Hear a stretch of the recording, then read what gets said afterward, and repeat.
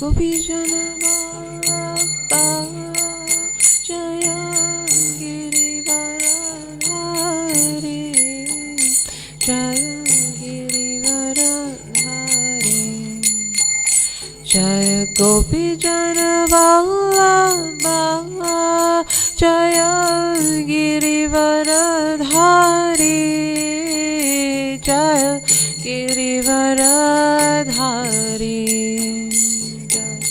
Gopijana Vallabha Jaya Girivaradhari Jaya Girivaradhari Jaya Yashodanandana Jaya Prajajanaranjana Jaya Yashodanandana Jaya Prajajanaranjana Jaya Yashodanandana Jaya Prajajanaranjana Jaya Yashodanandana Jaya Prajajanaranjana Jaya Yamuna Tiravanachari Jaya Kunja Bihari Jaya Kunja Bihari Yamuna Tiravanachari Jaya Kunja Bihari Jaya Kunja Bihari Jaya Yamuna Tiravanachari Jaya Kunja Bihari Jaya Kunja Bihari Jaya Yamuna Tiravanachari Jaya Kunja Bihari Jaya Kunja Bihari Jaya Radha Madhava Jaya Kunja Bihari Jaya Madhava Jaya Kunja Bihari Jaya Radha Madhava Jaya Kunja Bihari Jaya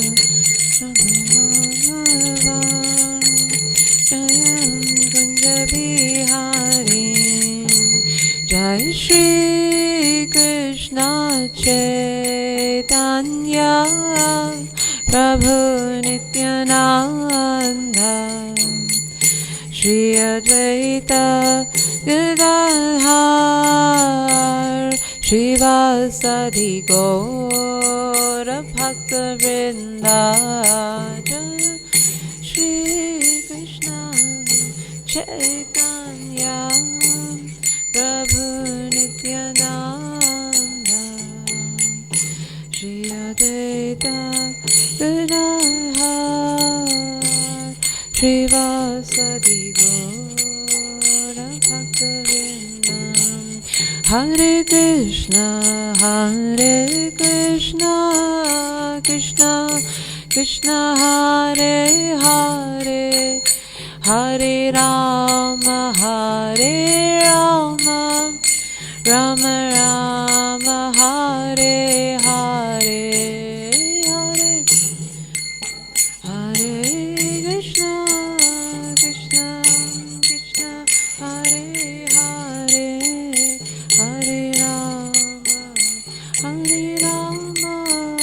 Rama Rama Hare Hare Hare Krishna Krishna Krishna Hare Hare Hare Rama Rama Rama Hare Hare Hare Krishna Krishna Krishna Hare Hare Hare Rama Rama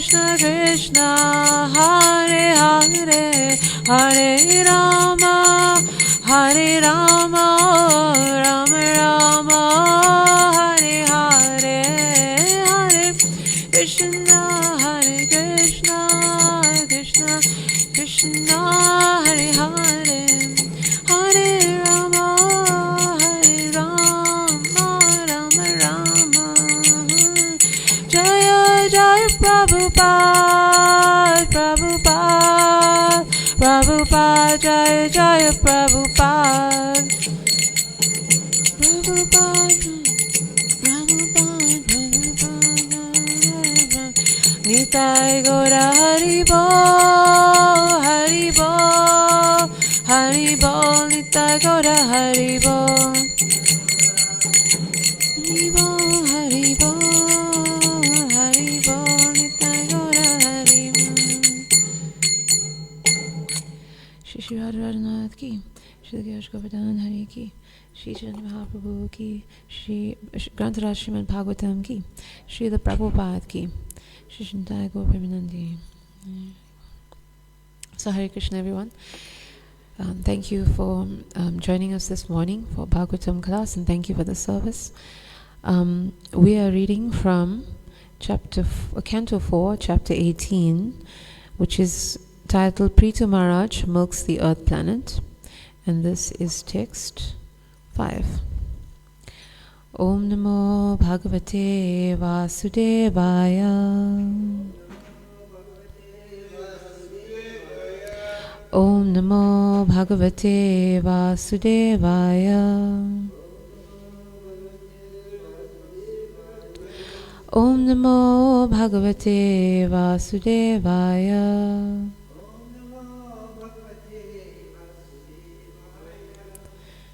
Okay, so the verse.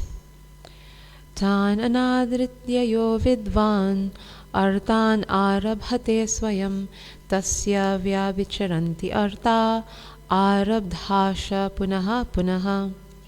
And the translation is, a foolish person who manufactures his own ways and means through mental speculation and does not recognize the authority of the sages who lay down unimpeachable directions is simply unsuccessful again and again in his attempts. So we'll read word by word. Tan anadritya yo vidvan artan arabhate swayam tasya vyavicharanti arta arabdhash sha punaha punaha. Tan anadritya yo vidvan artan arabhate swayam tasya vyavicharanti arta arabdhasha punaha punaha. Tan anadritya yo vidvan artan arabhate swayam tasya vyavicharanti arta arabdhasha punaha punaha. Tan anadritya yo vidvan artan arabhate swayam tasya vyavicharanti arta arabdhasha punaha punaha. I'll read one more time. Tan anadritya yo vidvan artan arabhate swayam tasya vyavicharanti arta arabdhasha punaha punaha. And now word for word. Tan, those. Anadritya, neglecting. Yaha, anyone who. Avidvan, rascal. Artan, schemes. Arabhate, begins. Swayam, personally. Tasya, his Vyavicharanti, do not become successful. Artha, purposes. Arabdaha, attempted. Cha, and. Punaha punaha, again and again. And now the translation. A foolish person who manufactures his own ways and means through mental speculation and does not recognize the authority of the sages who lay down unimpeachable directions is simply unsuccessful again and again in his attempts. So this translation and purport is by His Divine Grace A.C. Bhaktivedanta Swami Srila Prabhupada. Srila Prabhupada ki. The purport says, at the present moment, it has become fashionable to disobey the unimpeachable directions given by the acharyas and liberated souls of the past. Presently, people are so fallen that they cannot distinguish between a liberated soul and a conditioned soul. A conditioned soul is hampered by 4 defects. He is sure to commit mistakes. He is sure to become illusioned. He has a tendency to cheat others, and his senses are imperfect. Consequently, we have to take direction from liberated persons. This Krishna consciousness movement directly receives instructions from the Supreme Personality of Godhead via persons who are strictly following his instructions. Although a follower may not be a liberated person, if he follows the Supreme Liberated Personality of Godhead, his actions are naturally liberated from the contamination of the material nature. Lord Chaitanya therefore says, by my order, you may become a spiritual master. One can immediately become a spiritual master by having full faith in the transcendental words of the Supreme Personality of Godhead and by following his instructions. Materialistic men are not interested in taking directions from a liberated person, but they are very much interested in their own concocted ideas, which make them repeatedly fail in their attempts. Because the entire world is now following the imperfect directions of conditioned souls, humanity is completely bewildered. Om Jnanatimirandasya Gnananginashalakaya Chakshurunmilitam Yena Tasmai Shri Gurave Namaha Shri Chaitanya Manobhishtam Stapitam Yena Bhutale Swayam Rupa Kadamahyam Dadati Swapadantikam Namo Vishnupadaya Krishna Prestaya Bhutale Srimati Bhaktivedanta Swami Nityanamine Namaste Saraswati Deve Gauravani Pacharine Nirvishesha Shunyavari Paschati Yashdarine Jai Shri Krishna Chaitanya Prabhu Nityananda Shri Advaita Gadadhar Shivasari Gaura Bhaktivinoda Hare Krishna Krishna Krishna Hare Hare Hare Rama Rama Rama Hare Hare Vanchakapatirubhyascha Kripasindhubhyaiva cha Patitanam Pavanebhyo Vaishnavebhyo Namo Namaha. So this verse is in the context of the earth planet once again pleading to Maharaj Prithu to spare her life. She has tried in so many ways to escape him, by physically fleeing from him, and then when that wasn't successful, she began to argue on many points, that she's a woman, that she's a cow, and so on, and that he is the foremost follower of religion, being the master of religion, and even that didn't work. And so finally she starts to explain the underlying reason for her original act of withholding grains and other resources from the starving citizens. So it's interesting that she has, we will see, some valid reasons about why she felt it necessary to withhold the resources that she was supposed to provide. But also, it's interesting that she didn't actually put forward those reasons in the first place.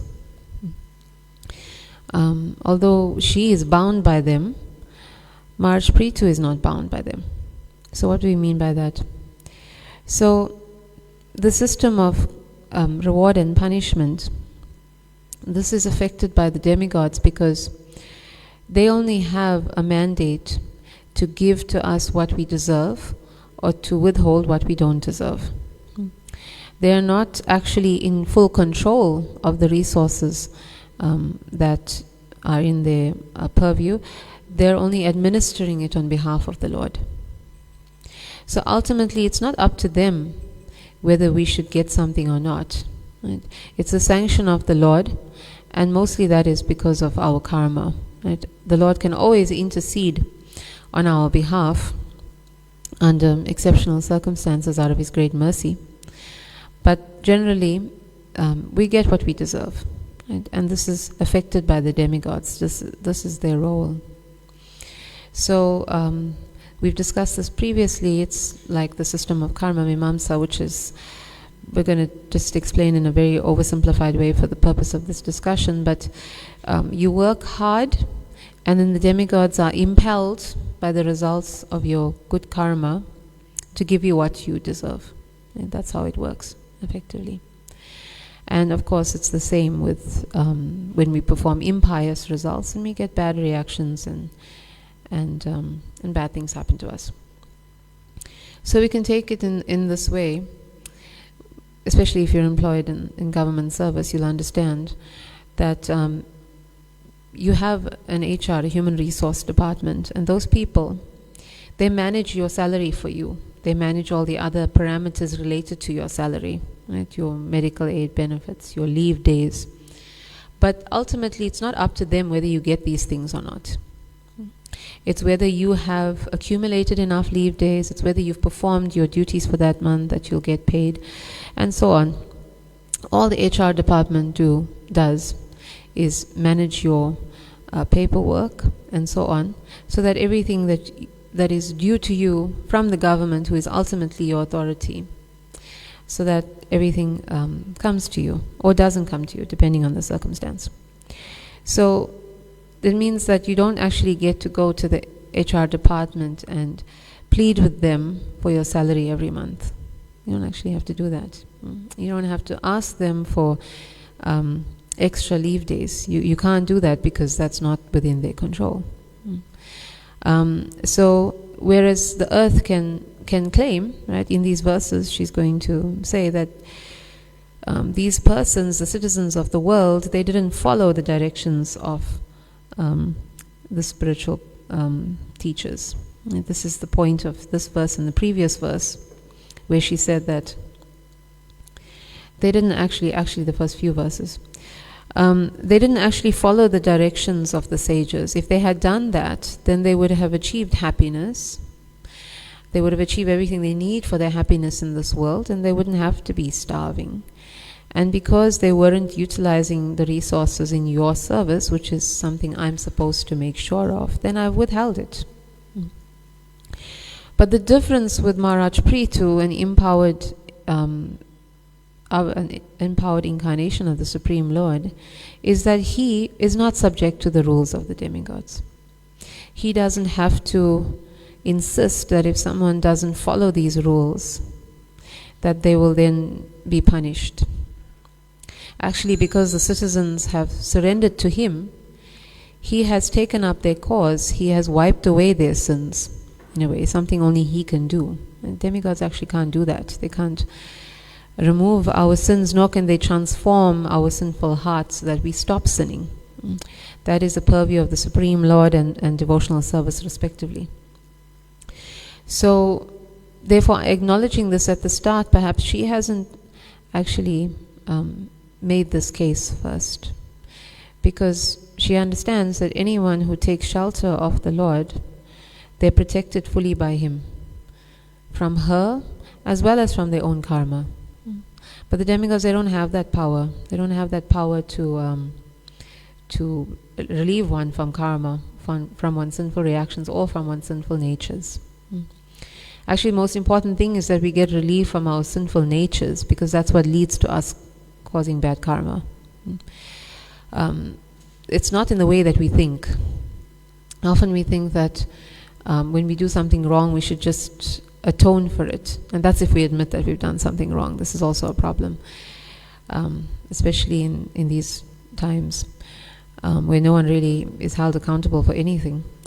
But we find in the Srimad Bhagavatam that when Shukadev Goswami tests Maharaj Parikshit on this point, that there's a system of atonement. There's a system of atonement in the scriptures, and by this, when one performs some sinful act, you can get relieved of the results. And then Maharaj Parikshit respectfully, Shri Radharanath ki, Shri Gaura Govardhan Hari ki, Shri Chaitanya Mahaprabhu ki, Srila Prabhupada ki. So Maharaj Parikshit then respectfully says that this system may be there, the system called atonement, also known as prayaschitta in Sanskrit, it's there, but it's actually not the best method of overcoming one's sinful reactions.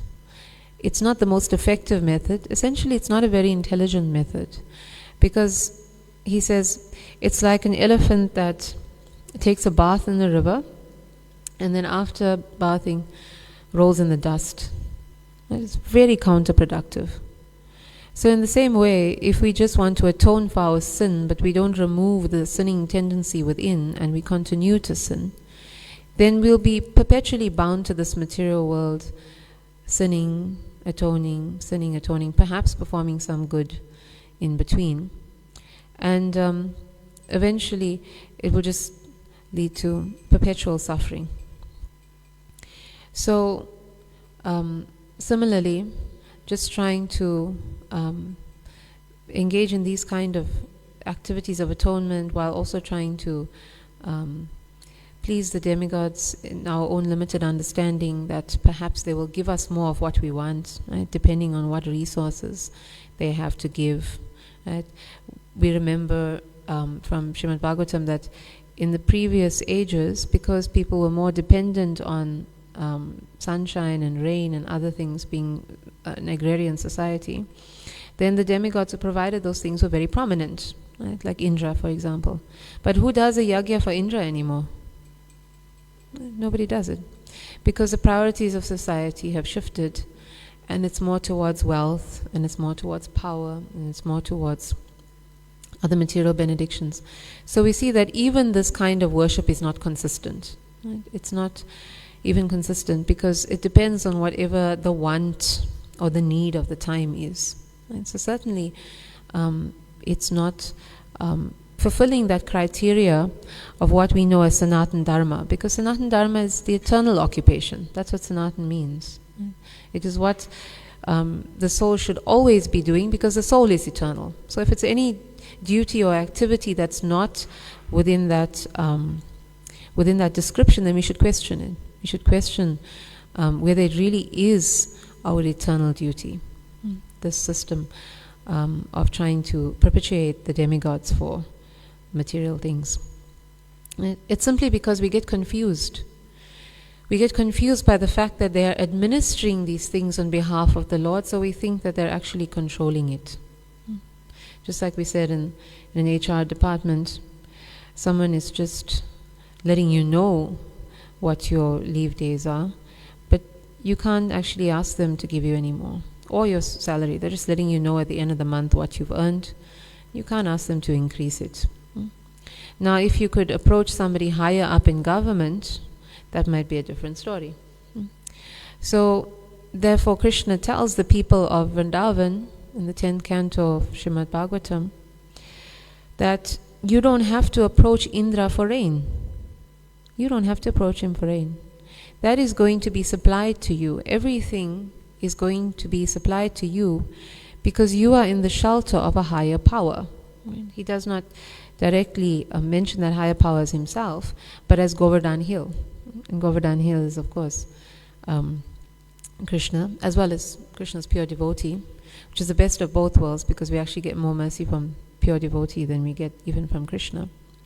But the bottom line is that they have the shelter and they have the blessings of a higher authority. Right? The same way if you could approach the government directly, you'd get more luck than if you approached the HR department if he needed something. But now one may question that Krishna himself speaks about the system of yagya in the Bhagavad Gita, so is he contradicting himself in Srimad Bhagavatam, right, when he says that you don't actually have to perform yagya? Right?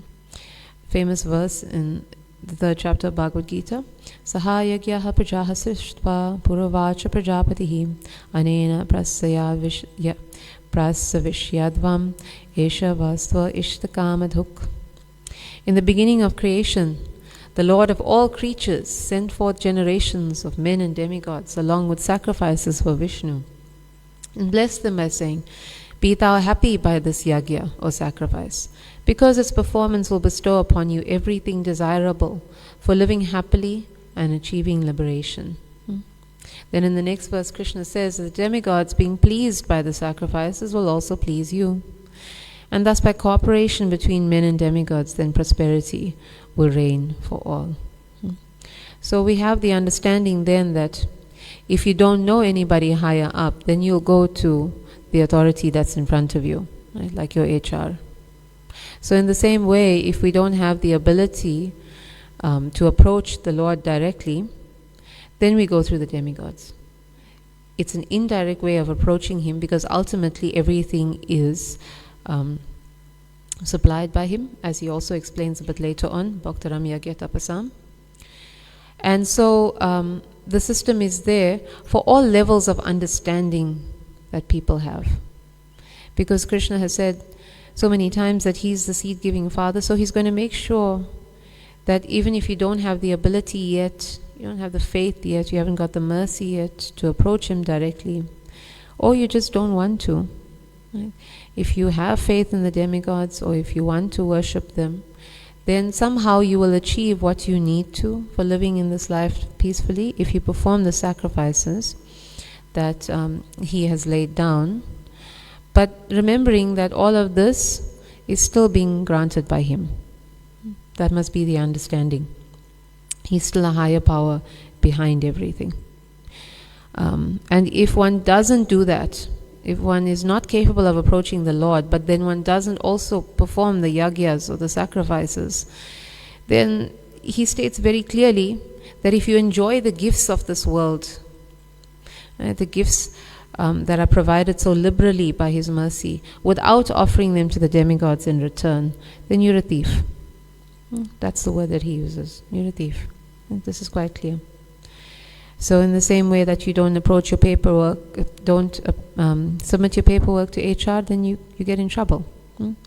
They still have some ability to dock your salary or to punish you in some way, right? After, of course, discussions with higher officials.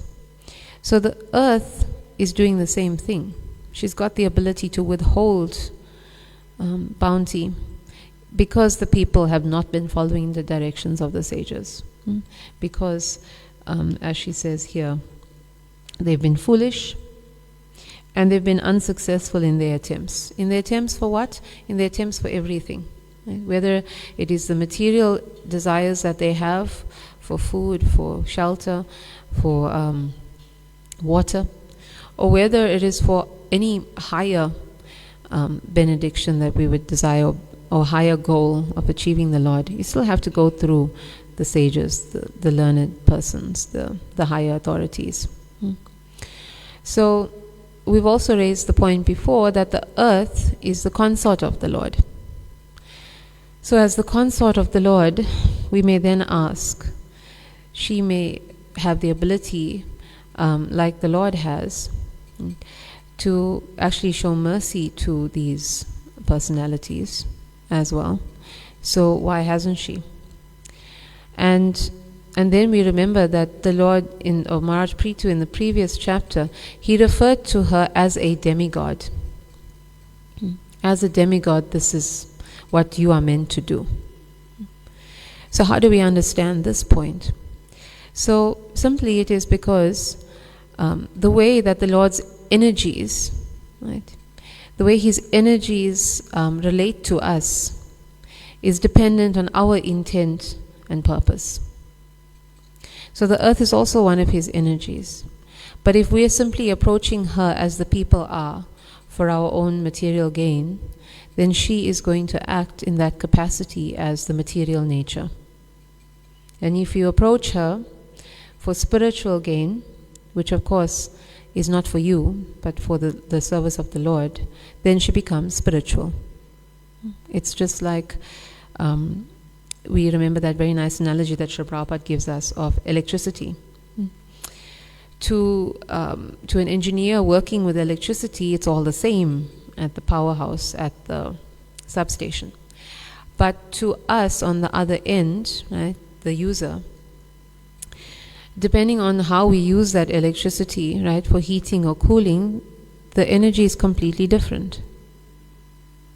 So, His Grace Raghunath Bhattacharya was also explaining this point very nicely, that it's like when we approach Lakshmi Devi for wealth, independent of the Lord, then essentially we're not approaching her for her function in the spiritual capacity, because she has a spiritual energy. Her only existence is to please the Lord. You're not praying to her for that. You're praying to her for resources that you want.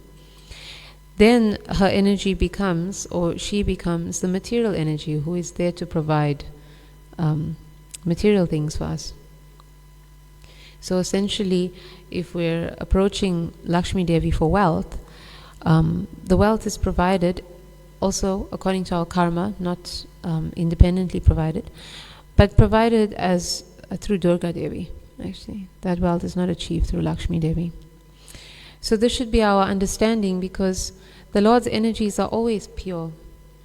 They're pure in their purpose, and they can't be changed by us.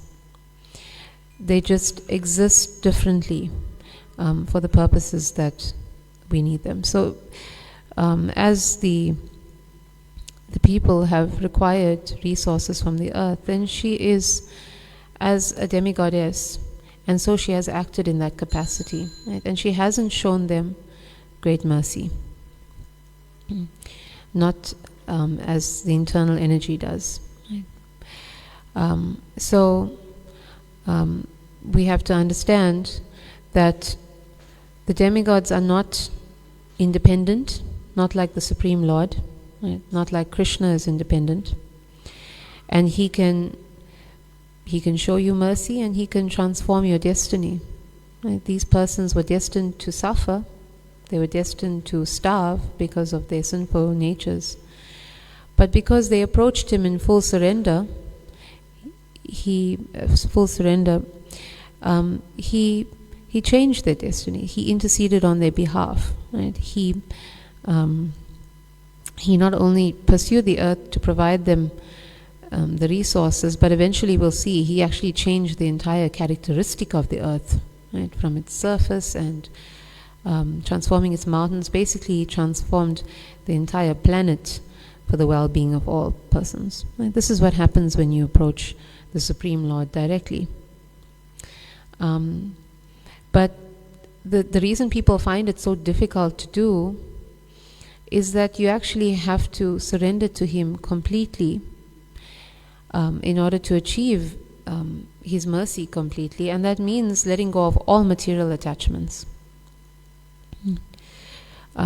This is something that people find very difficult to do.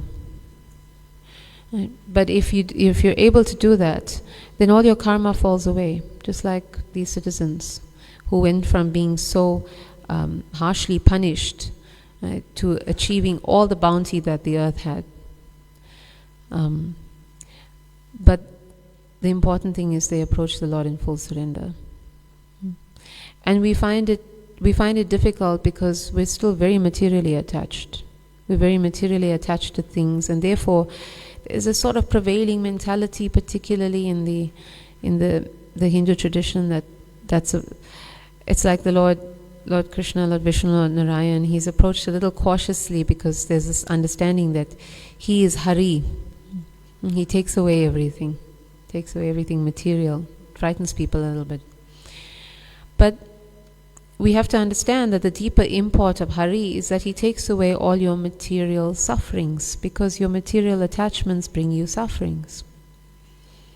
And he gives you in exchange everything spiritual which is eternal, full of knowledge and bliss, something that you just can't get from material things. And we see that everyone who surrendered to him actually had more bounty than could ever be imagined, right? We think about these persons, right? These citizens. We think about the people of Vrindavan who never had to want for anything. The people of Mathura, of Dwarka, they lived in extraordinary opulence. The inhabitants of Vaikuntha, there's no lack. They're not destitute. None of these persons are. The difference, of course, is that when we're trying to achieve that level, we will be tested, and that's what makes us a little bit nervous. But the tests are necessary because the material energy is making sure that we know what we're getting ourselves into, that we know what we want.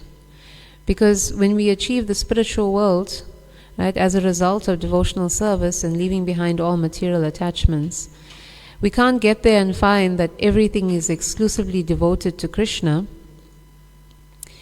and we still have some material desires to fulfill. There's no place for it there. It will never be fulfilled there. We can't ever express any material attachment there. So if we have those attachments still, then we have to work it out of our system.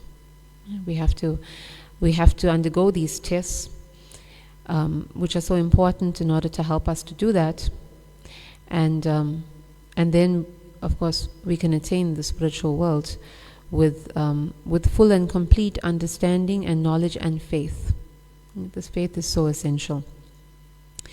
We can't have anything less than full and complete faith that this is the path that we want to be on. We don't get a do-over later on the path, right? So there's a very interesting concept that comes up in modern day psychology and these self-help techniques, right, like the law of attraction, that says that when you create a vacuum in your life, like you try to remove anything negative, the positive things will naturally fill that space. And that concept is clearly present in spiritual life, because as soon as you remove all these material attachments, then you'll find that spiritual bounty will take that place.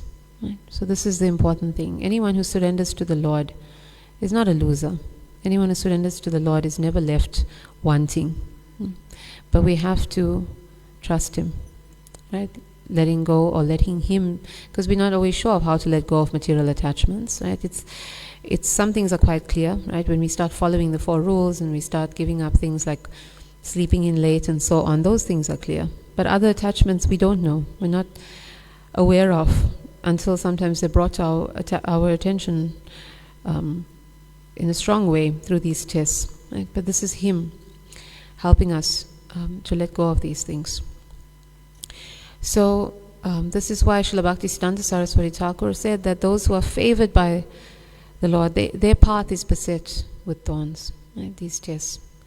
But the important thing is that we note how he begins the statement. Those who are favored, you're favored if you're on the path to liberation. You're favored if you're in the spiritual life, if you're engaging in devotional service, if you're getting the opportunity to escape this material world once and for all. Right? We must remember that.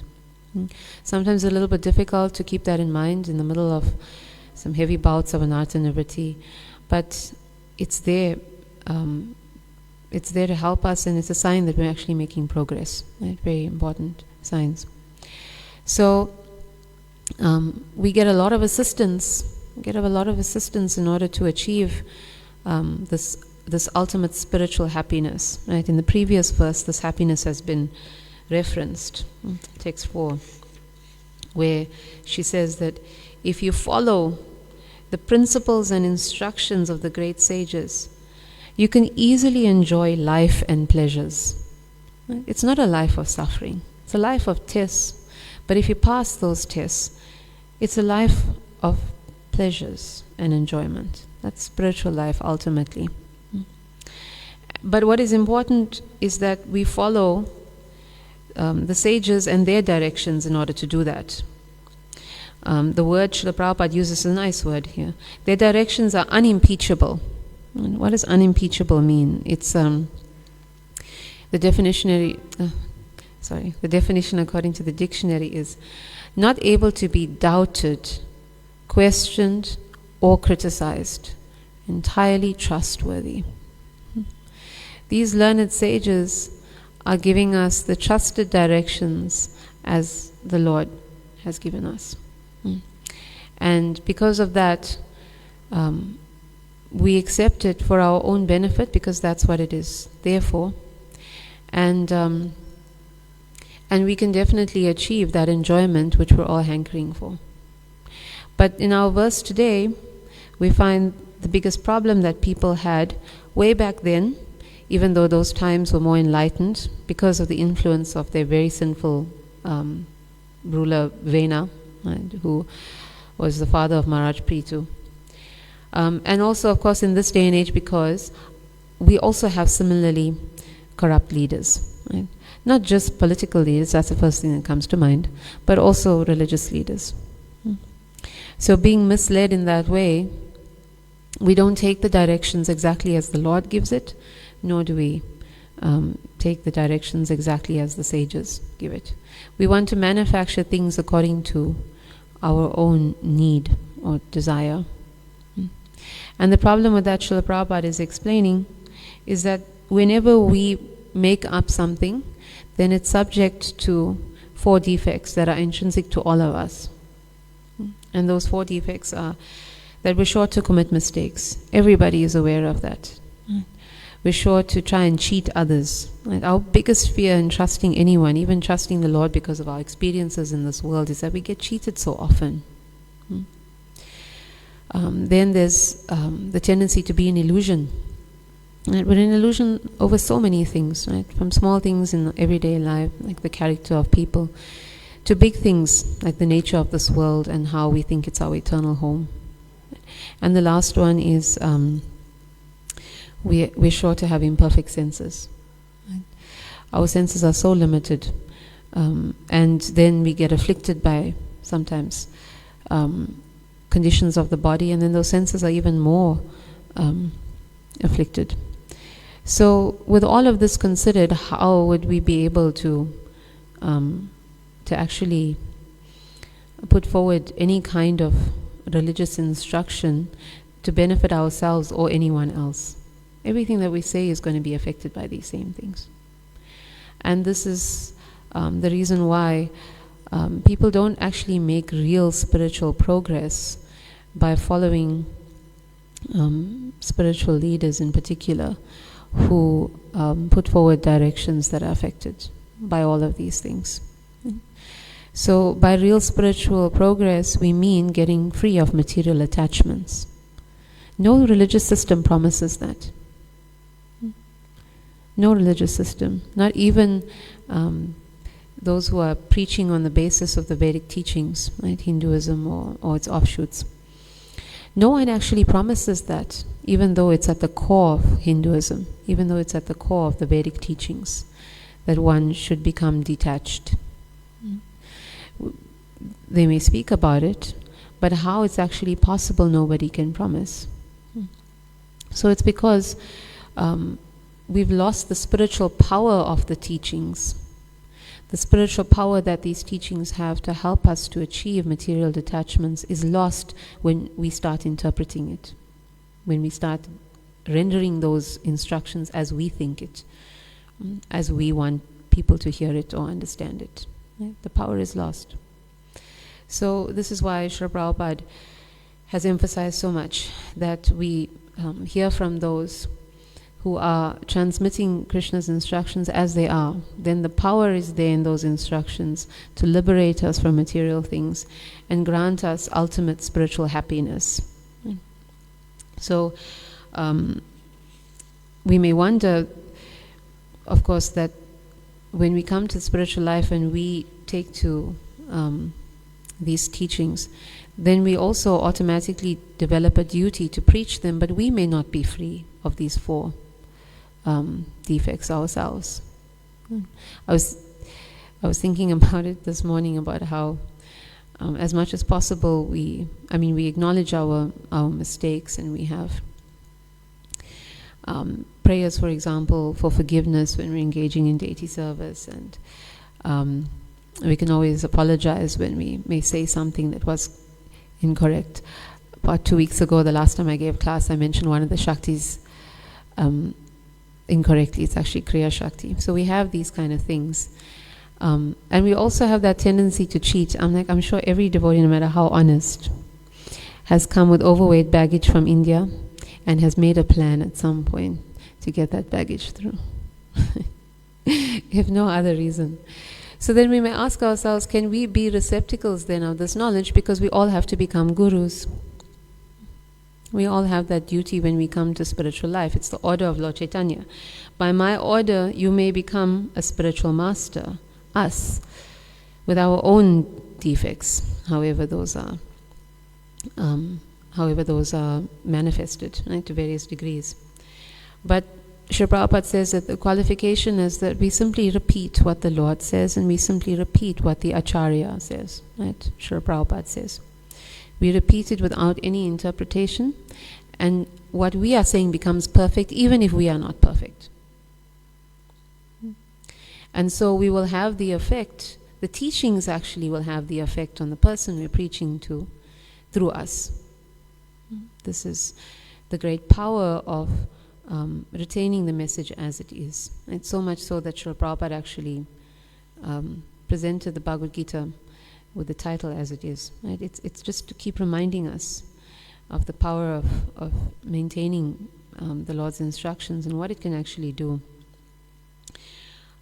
We're still going to find, though, that there are people who are not so interested even in hearing from those who are transmitting the knowledge faithfully. Right? People are more excited by displays of power and displays of maybe even some apparent spiritual magic. Those things are still there, here and there. Or just from someone who claims to be God, or claims that we all can be God. That's actually still there, particularly in the system that the earth mentions of speculation. That is very, very prevalent in the Vedic teachings as they're being presented today. People are still, of course, because they have that desire to achieve God, they're still interpreting that the Vedic teachings are ultimately meant to help us do the same. So this is the unfortunate consequence of people speculating about scripture. So it's even more important that we try as much as possible to practice our own sadhana nicely, so that we can develop our own faith and our own understanding of the teachings, so that we can present it as it is, even as we may need to adapt it to circumstance. Because Srila Prabhupada says that is fine. Adapting it to the people of the time, to place, to circumstance, this is necessary. But retaining the essence is how this knowledge will be able to transform others. So that adapting, it requires spiritual intelligence. It requires spiritual intelligence, and we get that intelligence by associating with spiritually developed persons, and we also get it through our own determined spiritual practices. And then we find that we can successfully do this, present the message so that it's able to transform the hearts of others. And this will please Lord Chaitanya and Srila Prabhupada so much. Okay. So thank you all for your kind attention. Srila Prabhupada ki. Are there any questions or comments or corrections?